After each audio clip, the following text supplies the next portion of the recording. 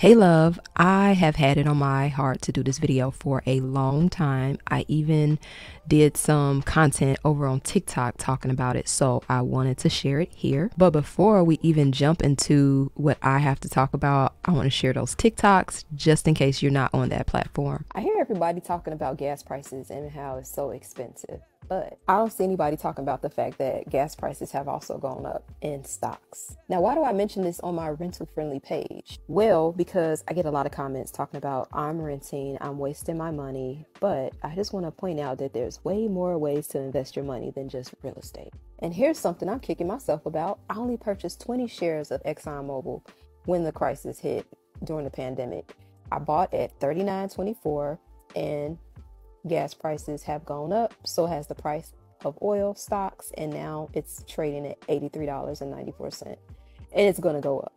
So if you, my friend, are a renter and you want to invest, then don't look at this gas problem as just paying more at the pump. Look at it as an opportunity to invest. How to build wealth as a renter, part 1. Recently, I did a video talking about how some people are complaining about gas prices and others are profiting, like me. And no, I didn't tell you at $39 because I didn't have a TikTok at that time. But don't worry, you can still buy in other sectors because the market is down right now. And you always want to buy in the market when prices are low. So even though you didn't get in on the oil, there's still some opportunities. I'll give you an example. The highest Apple traded over the last year was $182.94. But today, everything is down, and so is Apple, only trading at $154.53. How to build wealth while renting, part 2. Before you start investing, you have to get your financial planning together.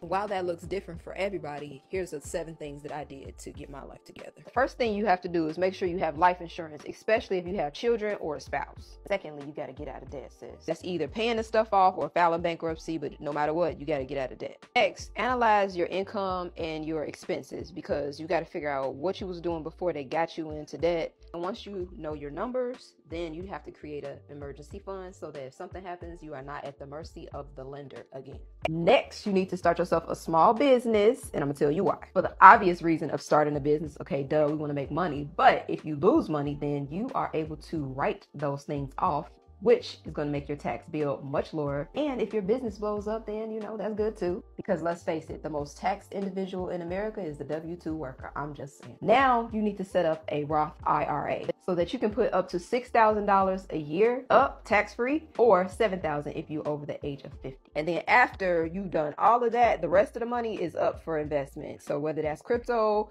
whether it's stocks or real estate, or in a actual business, or you want to continue that small business, but the rest of it is all up for investments.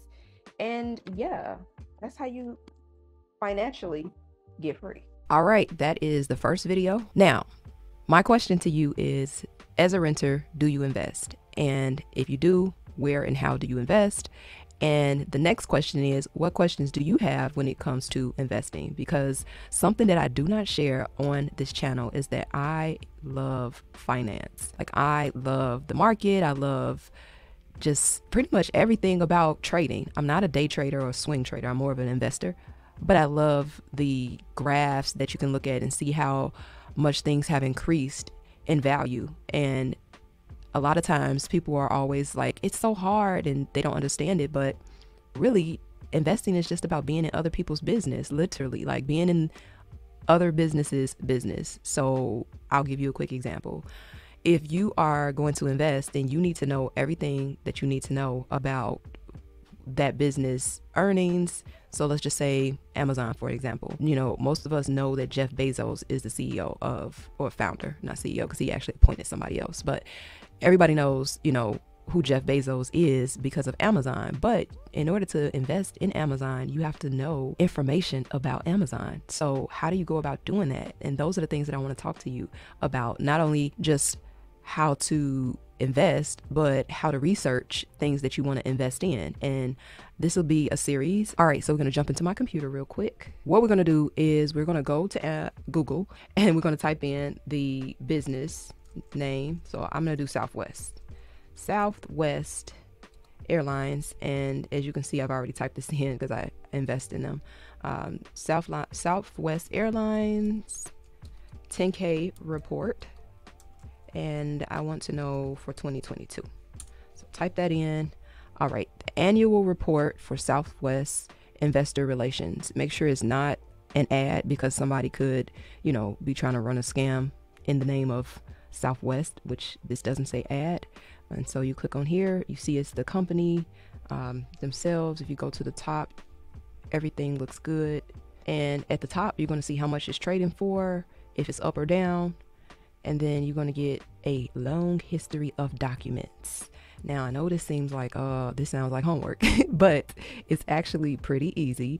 You just click on the PDF, and if you don't want to read it, you can have your phone read it to you. But it basically gives you a synopsis of their financial history in the last few quarters. It also gives you information about how many stocks have been bought back by the company, which you would want to know, and a lot of other information that I can cover for you in a future video. Yeah, I just wanted you to know how easy and fun investing can be, and how we as consumers buy tons of products from these businesses and give them tons of service every year.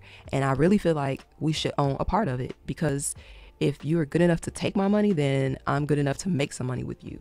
And these are the type of things that I want to cover. Let me know those 2 questions down below. And let me know which other videos you want to see when it comes to rental friendly investing. That's what I'm going to call this series, because like I said, I think that if we're renting and if the housing market stays as crazy as it is, we have to have options if we want to retire and actually be able to relax in the future. So I definitely wanted to put that information out there. I don't want you guys spending all this money, and I'm influencing you to live your best life in an apartment and not talk about how to invest in other things. So I definitely wanted to talk about this, because I think it's very important for you as a renter to have your investment eggs in a basket.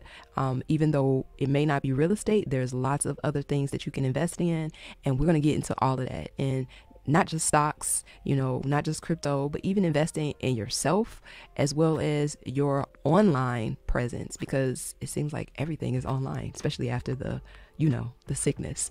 So let me know in the comment section down below. And as always, don't forget, be you, be beautiful, be chic on a budget. And I will see you on the next upload. Later, boo.